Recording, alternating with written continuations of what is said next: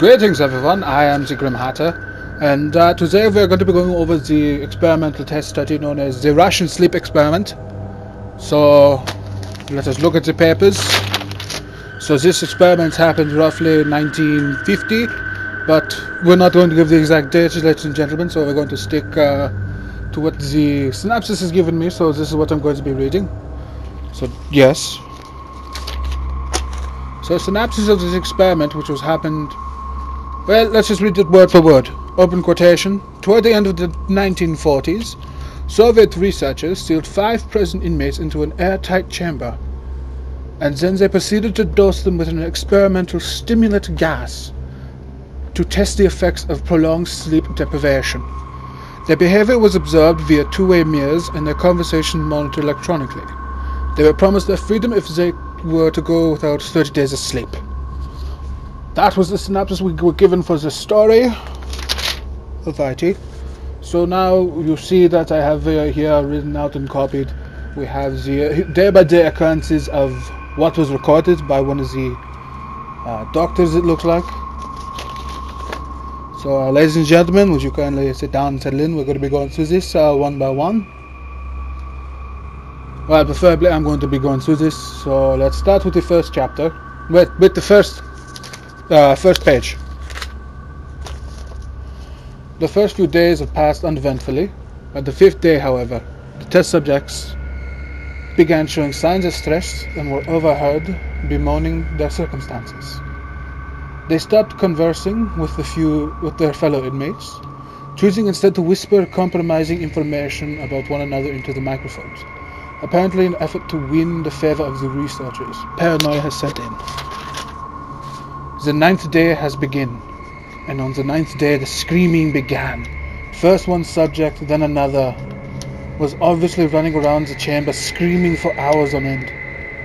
Equally disconcerting was the behavior of the quieter subjects, who began ripping apart the books they had been given to read, smearing the pages with feces and plastering them all over the mirrored windows, so the actions could no longer be observed. Again, that is disturbing. Then it was just suddenly the screaming, and just as the screaming started, the screaming suddenly stopped. The subject ceased communicating altogether. This is the end of that one. So, next we look at the next occurrence that was added, which is the 12th or 13th day. 3 days. 3 days have passed without a sound from inside the chamber. Fearing the worst, fellow researchers have addressed them via intercom. This is what they said. Open quotation. "We are opening the chamber to test the microphones," they said. "Step aside from the door and lay flat on the floor or you will be shot. Compliance will earn 1 step toward your immediate freedom." End of quotation. Now see this, everyone was standard procedure, and oddly enough, at this point it says that another researcher heard them on the microphone, a voice whispering. And we're going to do it accounted as he was sitting there and a voice was heard. "We no longer want to be freed." And that was the end of that. Now if we look to the next one, which is another 2 days after. 2 more days have passed without contact of any kind of scientist, as the scientists debate on what to do next. Finally they decide to terminate the experiment. At midnight on the 15th day, the stimulated gas was flushed from the chamber, replaced with fresh air and pre-ignition for the subject's release. Far from being pleased at the prospect of leaving, the subject began screaming as in fear of their lives. They begged to have the gas turned back on instead. The researchers unsealed the door of the chamber and sent in armed soldiers instead to retrieve them. Please do know that what is about to be read next has been, well, said in of the researchers, quote, disturbing and unearthly. Yes. It says that one subject was found dead, laying face down in 6 inches of bloody water. Chunks of his flesh have been torn and stuffed into the floor drain. All of the subjects have been severely mutilated. In fact, even worse. The wounds appeared to be self-inflicted. They had ripped open their own abdomens and disemboweled themselves with their bare hands. Some had even eaten their own flesh. And that was one of the recalling of one of the doctors and researchers who were there. So now we'll go back to the general diary that was written in. The four who were still alive seemed terrified of falling asleep and refused to leave the chamber, again pleading for the researchers to turn the gas back on. And when the soldier attempted to remove the inmate by force, they fought back with such ferocity that they couldn't believe their eyes. One suffered a ruptured spleen and lost so much blood there was nothing left for his heart to pump, yet continued failing for a good 3 minutes until his lifeless body collapsed. The remaining subjects were restrained and transported to the medical facility of treatment. Alrighty, and then from here we look onto the next page, which is no longer the accounting of one of the researchers. We look into the papers of one of the doctors, and this is his recollection of what happened. The first to be operated, who fought so fiercely against the anesthetic that he tore muscles and broke bones during the struggle. As soon as the anesthetic took effect, his heart stopped and he died on the table instantaneously. The rest underwent the surgery without sedation, which is what they recommended, because it seems that the rest caused the hearts to stop and caused cardiac arrest. Thus the doctor proceeded to not enthusiaze, anesthetic. Yes. Okay. Now we go back to reading them, of course. So, far from feeling any pain, however, they laughed hysterically on the operating table. So hysterically that the fellow doctors and I perhaps began fearing our own sanity. Administration, a pathetic agent to immobilizing them. After surgery, the survivors were asked why they had mutilated themselves, and why they so desperately want to go back on the stimulant gas. Each in turn gave their same enigmatic answers. Quote, "I must remain awake." End quote. Okay, next we have here the researchers considered enthusing them to obliterate every trace of the failed experiment, but was overruled by the commanding officer, which we have here, which has been blacked out for various reasons to not link him to this case. We ordered for it to be resumed immediately, with 3 of the researchers joining the inmates in the sealed chamber. Now we look at another point here. We see of another scientist. Horrifyingly, when the chief researcher pulled out a pistol and he shot the commanding officer point blank. He then turned and shot one of the 2 surviving subjects, aimed his gun to the last one alive and asked, quote, "What are you? I must know." End quote. And then from here we look at the chilling, disturbing reaction of what the patient has said. "Have you forgotten so easily?" the subject said, grinning. "We are you. We are the madness that lurks within you, begging to be freed the moment in your desperate animal mind. We are what you hide from your beds every night.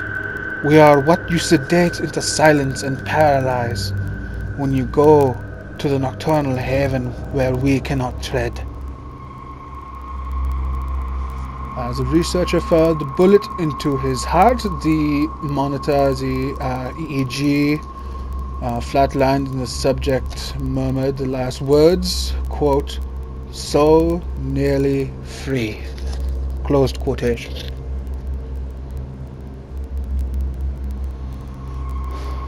Alrighty. Now we are going to look at the analysis momentarily. So I've referenced the analysis of what one has left here, which is analysis. It is given that human beings require a certain amount of sleep on a regular basis in order for our minds, our bodies to function properly. Anyone who's experienced a night or two or three of insomnia knows how critical even a few hours of refreshing sleep can be to one's health and well-being. What would it have been like to be with 15 days or more without natural downtime? Eventually, every sentient creature requires would be we would fall apart mentally and physically, would we not? Would we go insane? Would we die? It's questions like this that the case of the Russian sleep experiment was supposedly designed to answer. With the horrifying catastrophic results hereby enlisted in this report, yes. Thus, the experiments have been ended, and the gas has been hereby blacklisted, and all evidence has been destroyed, aside these files that I'm letting you read, men. So yes. So let's just take a moment about this, think about what has happened. That this sleep experiment back in 1940s, well, at the end of 1940s, during the Soviet era, Soviet researchers, I should say, we must agree that this all happened in bad timing.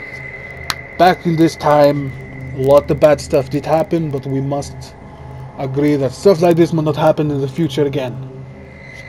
Alright, ladies and gentlemen, I leave these cases with you. I'm going to pack my papers. You can feel free to keep your copies. I'm going to be handing in these results momentarily to the operators, but this is our case. We must finish this up, clear it up, burn all copies, find the scientists and execute them henceforth, so that no more leaks can be coming from this. And of course, to you fellow people who will be helping me achieve this thing, you will be paid immensely. So yes, we must find the doctors. There are 13 doctors left. 4 of them have already been captured and again dealt with, while 3 of them has already committed suicide. So we must find them. Some of these people are very good indeed. We believe that some of the Soviet researchers were German too, so we may have to find one of our own men. So yes, this will be a bit hard, but this is what we must do. Again, we have been tasked to do this, so we go in the name of God, in the name of money. We do this for the money and for the bettering of the world. And at the end of this, you of course all be required to burn every and all traces of this, and then you'll be living your life. And if you have a question about this, you are to forget everything, and you do not know anyone or anything. And please do be sure when you're done reading these papers today to burn these papers, because we do not need any more of these copies getting around, gentlemen. Alright? So once again, this has been me, the Grim Hatter, reading this to you. So please do take this to heart and find the doctors and get back to me as soon as you can. And then we shall read another one soon. Yes. I do have a few more here. Like for example, the creature called Slenderman. We have some stories of that here. Some SCPs, which the organization needs our help collecting. So who knows, we might read some Ds and go over them and deal with this when it comes. But yes, thank you ladies and gentlemen. I please do hope you enjoyed this little get together, and would you kindly remember to do as said. All confidentiality is required. Anything you do say today or shared with another, you will, well, let's just say you will be found next to one of the doctors, which never existed and then incinerated. Like the papers that are going to be incinerated after you leave this room. So yes, once again, I've been the Grim Hatter, and I do hope you have a good day. And remember, confidentiality is strict here at the Grim Agency. So now, let us partake in some of this delicious, delicious stuff. And thus, I bid ye farewell.